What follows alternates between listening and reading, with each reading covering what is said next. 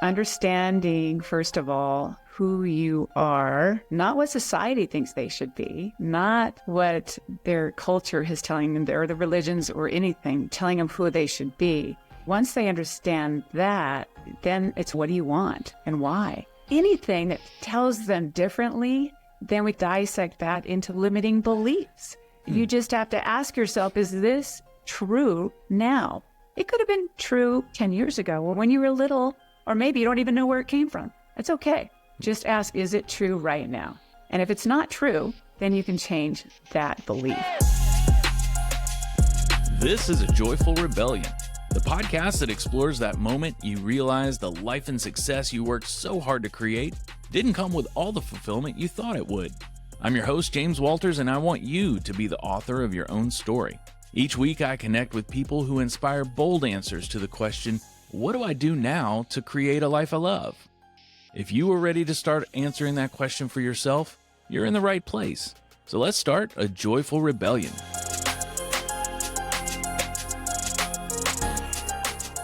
I love a good story where the hero overcomes some sort of adversity. In fact, a story without at least a little adversity isn't much of a story at all because we love to conquer the external forces holding us back from our dreams. I've noticed recently, though, that outside of dramatic weight loss stories, I don't see many people shouting about how they overcame their own complacency in different areas of their lives. I can tell you from personal experience, complacency kills as many, if not more, dreams than adversity ever did. My guest today is Terry Sidford, a popular TEDx speaker, certified life coach, and author of her new book, Truth, Courage, Love. Terry helps people reach their greatest potential so they can achieve their goals and have a bigger impact on the ones they care about. Today, we talk about the courage it takes to face your truth and live up to your fullest potential, and the top 5 lies we tell ourselves that are holding us back. There are some folks who go through life with adversity, and it becomes obvious at some point to them that things need to change, but it takes courage to do that. And you talk a lot in your work about courage. In my experience, there's another set of people experiencing not really adversity so much as complacency. The stories I hear from those folks quite often is the same realization that something needs to change, and that change also requires a fair amount of courage. I know you've lived your joyful rebellion, which I love talking with people who have lived it and also help other people experience that journey for themselves. Tell us what got you here. What got you talking at TEDx and writing books on the subject of courage? It's an interesting journey. I had a dysfunctional childhood. I'll leave it at that. And I had low self-esteem. That led to making some poor life decisions. And it was one thing after the other. But I really fought to try to find myself through all of that. One defining moment was losing everything I had materially, emotionally, from a con artist boyfriend that I had met. It was a life-changing moment, and I always had a stable job, but I remember saving enough money to rent a room out of a house. I was just so happy that I had a room, but there was no furniture, nothing, not even a bed. And I was sitting on this floor looking at this horrible shag, chocolate brown, musty smelling carpet. And you're close to my age, I think you get the picture. Yeah. Oh, yeah. And I was thinking to myself, how did I get here? How did I get here? I'm a good person. I was at the lowest of my lows. Then something happened. I realized that I had to take a good look at myself. And when I took a good look at myself, I saw the truth, my true self, which is that person that was strong, intelligent, loving, whole, and had a soul. And I knew that even though this man had taken away everything materially, and I didn't even know what the word courage was at this point, and I'll get there, but that was the defining moment for me. And it gave me the strength to keep going because I knew no one could take this inside of me away. And there was a lot there. So anybody listening, just remember that. A lot of what you're seeking is already within you. And from there, I just started this steep uphill climb. I just took one step after the other. And I had a lot of people show up in my life. So that also helped me be strong. Now, let's fast forward. I got my life together. I did a lot of hard work on myself. And I became a pharmaceutical rep, had a great job, had a family, got married. And I just wasn't happy inside, but there was still something lingering. I became a life coach and started working with people. And I've been working with people for over 20 years and mostly women. So one day I was talking to a friend and telling her about all the women that I'd coached. And I said, they're so strong, but they don't know it. It's amazing what they do. I'm just curious about this. And she said, Terry, you should write a book. And coming from my dysfunctional family upbringing, I was horrible in school.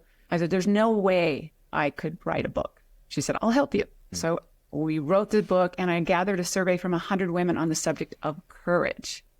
We wrote my book, 100 Hard. So that's how that all came about. So here's the story about courage and how I found it within myself. So I was out there doing the book signings, and one lady in the audience said, Terry, tell me about how you've been courageous. Oh, on the spot. Here we go. Yeah, I was completely blank. Here, I wrote a book about it. I coached women about it. I had many stories of courage, but did I see myself as courageous? No, I was just like these women. And it was one of those aha moments where I had to start seeing my stories and looking at my stories as, wow, I was resilient. I was strong. I survived. And that took courage. So this is how I found my courage. And from that point on, I did crazy things. I stepped out of my comfort zone and have done things I never even dreamed possible.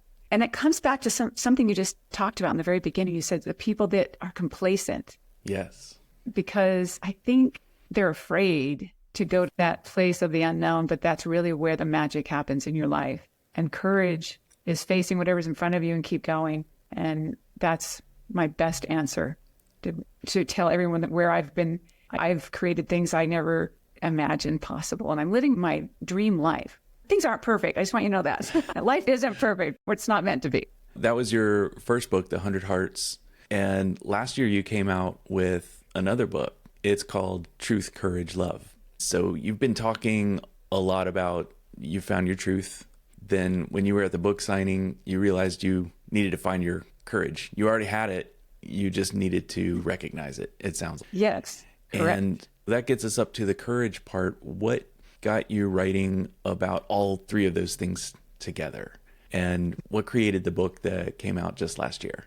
It was, well, a milestone birthday. It made me reflect on my life. I had already done a TED Talk and told some of the stories that I'd never told anybody growing up. And I thought that was super brave.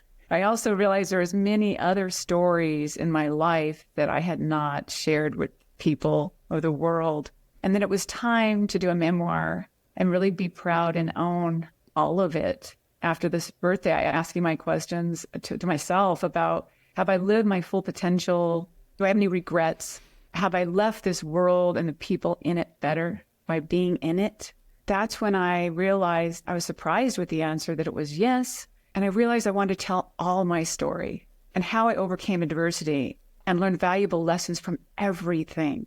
And it led me to where I am today, living my best life without regrets. And I want to share that with the world and give them hope that they can too. That's really powerful. And that leads me to ask the question, because I started reading the book and it sounds like your life was perfect till you were about 5. You had a really nice run. Then 5 years old hits and things get crazy. But I'm curious, you talk a little bit about going from victim to superhero in your own story. I'd love to talk more about that. But did looking back on all of those events you were telling in the book and all the things that happened around you, did you make a mental shift that those things didn't happen to you? They were just happening around you.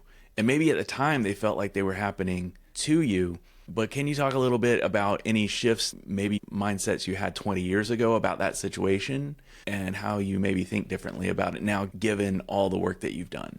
All the work that I did, and it started with feeling like I had all the tools. I found my truth. I had everything, right? I got this. But then there was something that was still bothering me about my childhood and my mother, because I didn't have my mother around.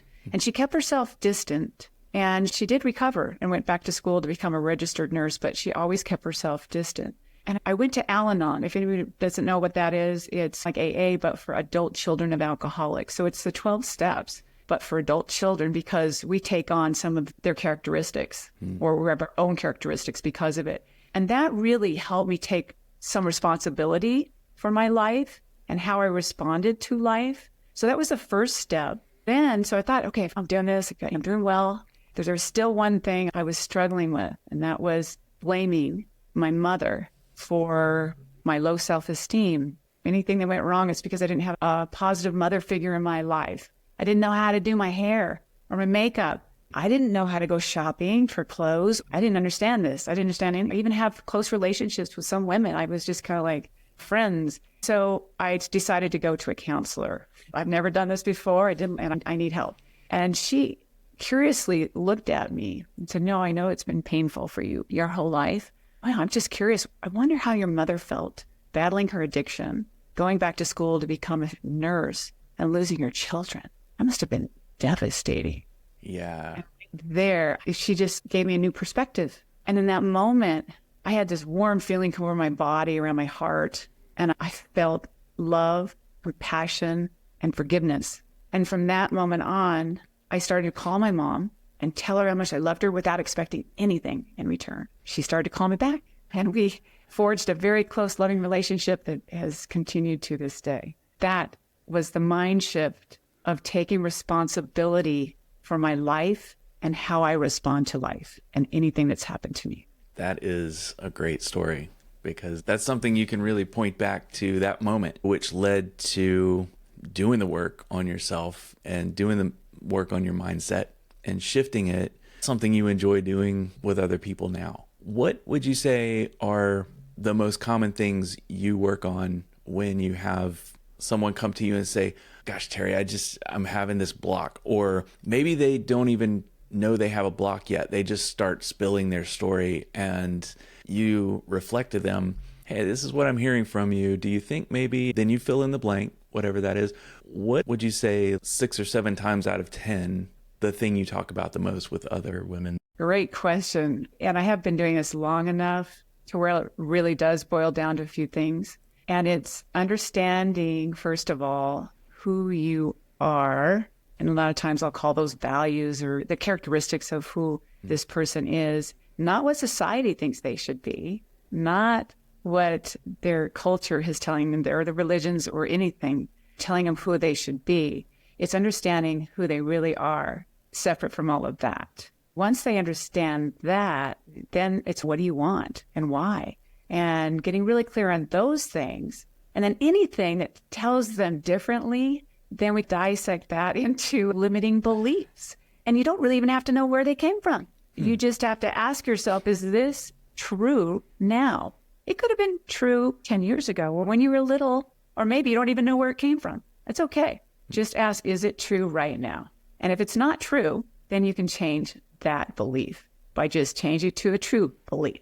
And then it's a habit. It doesn't sometimes happen overnight, but it becomes a habit, and eventually it becomes a part of them, this new belief. And we don't inspect what we're thinking. We have so many thoughts going through our head. It's a habitual thing. So you have to slow down enough to find out what you're even thinking. Yeah. Right. So meditation, being in present time, learning how to do that. I think I've given you too many things, but those are like the 3 basic things. Let's talk about limiting beliefs, because earlier you said that you for years had a limiting belief that you disproved to yourself when you wrote that first book. You had this limiting belief that, oh, there's no way I could do that.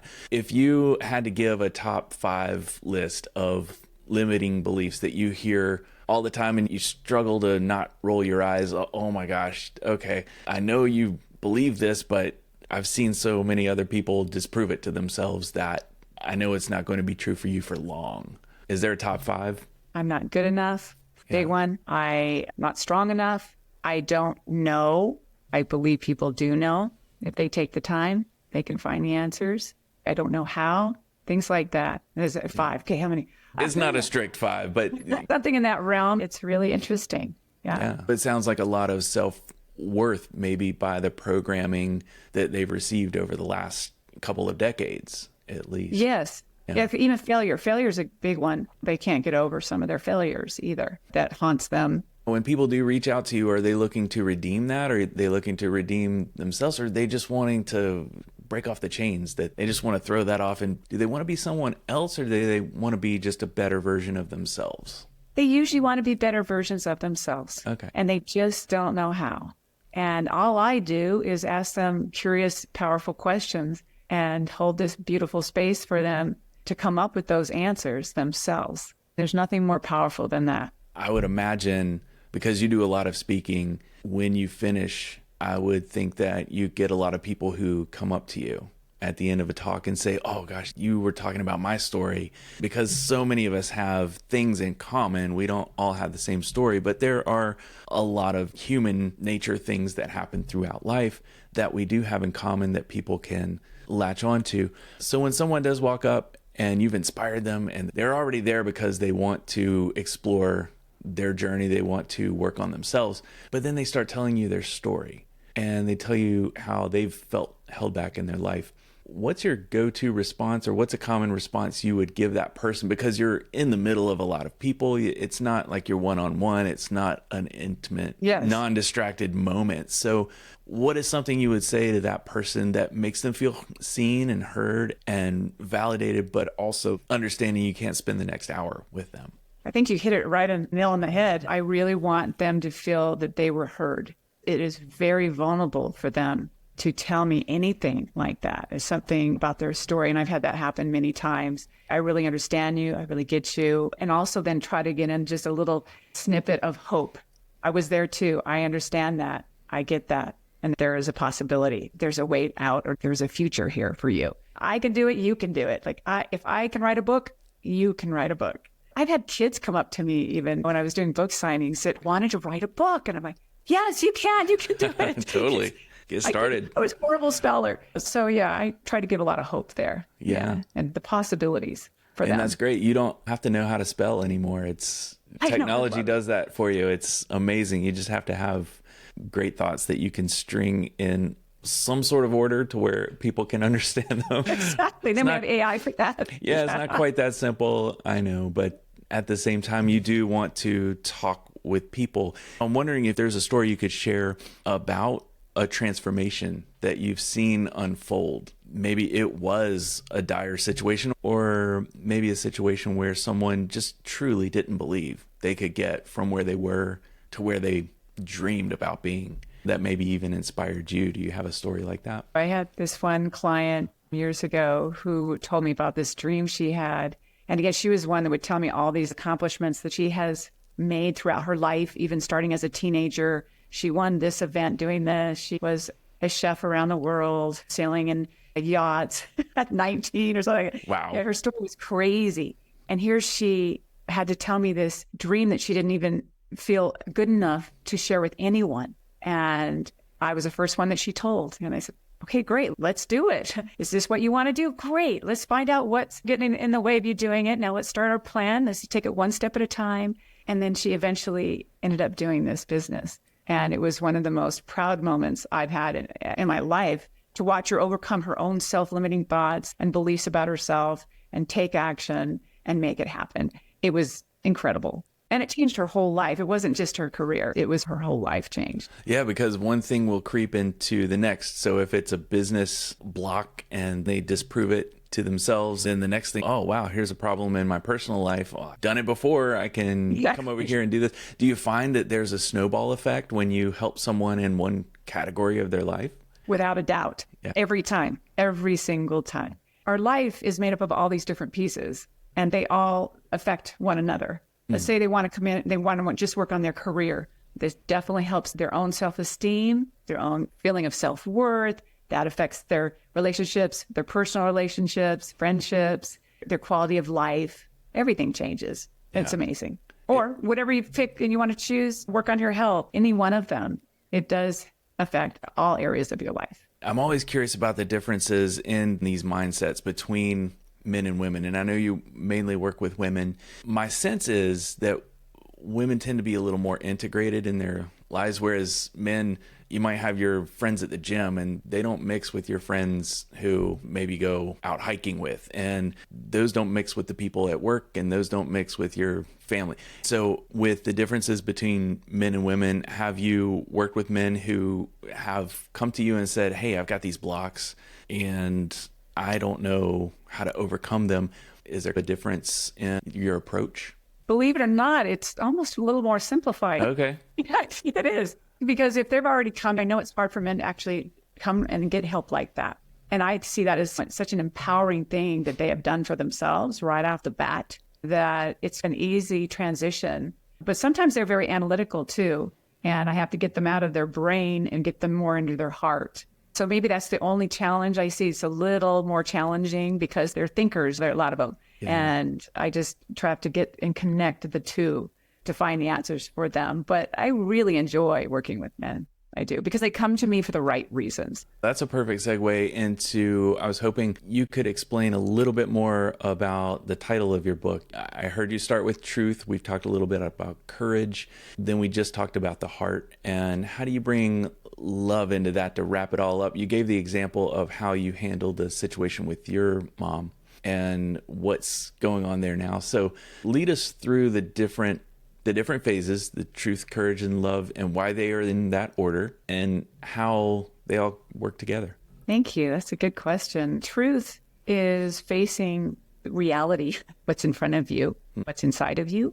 And that's what I had to use. I used that tool, finding my truth and looking at the truth, even if it's uncomfortable, to be able to take action or move forward. If I didn't see the truth, I would be not taking the correct actions or seeing the right thing, enabling me to go in a positive direction. So truth is huge. It's in an inquiry. It's asking yourself, what I'm thinking, is that true or not? Is that something I just decided to believe because someone else did or something happened to me? So truth is huge as a starting point. I couldn't be here with you without it. The truth saved me. And the truth connects you to yourself, and your ability to be strong comes from within. The core is a Latin word for courage, meaning heart. So when you connect to yourself and the truth, it allows you to take action and be more courageous. And being more courageous does connect you to your heart. They're all mixed together, really.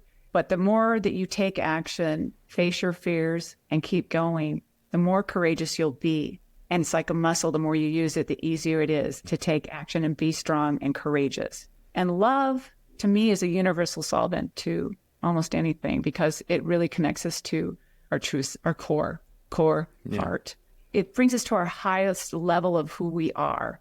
Whatever you believe in, if that's the universe, whatever it is, God, whatever that is, the spirit, whatever it is, love will connect you to that best part of who you are and will bring you the right answers almost every time. It squashes the ego. It helps you move past the fear. It helps you come up with the right answers. And it really grounds you to who you are inside. I'd say my soul is what I would say.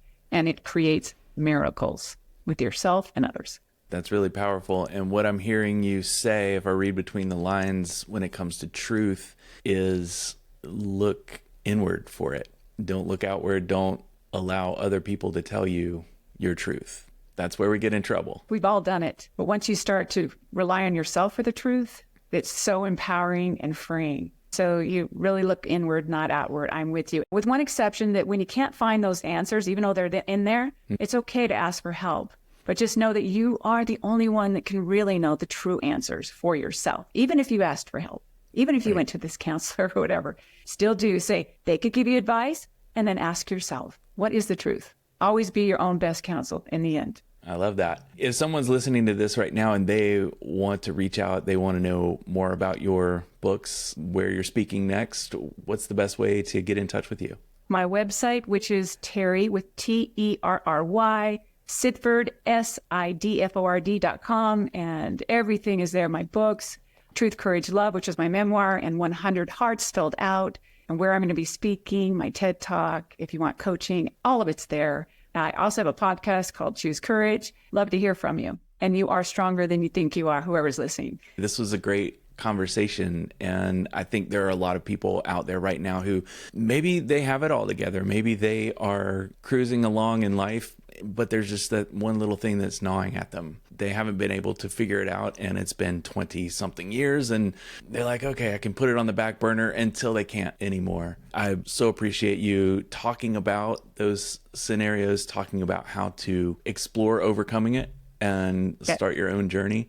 But is there anything that you'd like to cover that we didn't talk about? Yes, there's one thing I want to add to anybody that you just said that is just sitting there going, hey, I'm status quo is great. I'm good. And I'm happy for you. That's awesome. I had asked my question to myself, have I lived my full potential? If you feel like you haven't done that, here's the reason why to do it. If I had that little dream I thought about, I've had all these reasons why I don't want to do it or can't do it. It's because when we live our full potential, then we are sharing our gifts that we're meant to share to the world, and we're going to change other people in the world. That's how big it is. That's how important it is. That's great, because that's what this podcast is all about, is living a great life, living up to your full potential, and being really excited about it. Yes. And thank you for this platform for helping us see that and helping others see that. I really applaud you. This is a great podcast. I appreciate being the guest to share my story. Oh, I love diving into this stuff, and I appreciate you, and I appreciate the work you're doing for people out in the world and the message you're spreading. And I would love to have a follow-up conversation sometime. Yes, I would love that. Thank you so much. Thank you so much for joining me today, and be sure to come back next week. Oh, and can I ask a favor? I love connecting with people who have either led their own joyful rebellion or professionals who help others through that journey. So if you know someone like that, there's a big yellow button on the homepage at ajoyfulrebellion.com. I'd really appreciate you reaching out with a suggestion or introduction. Thanks again, and I'll see you back here next week.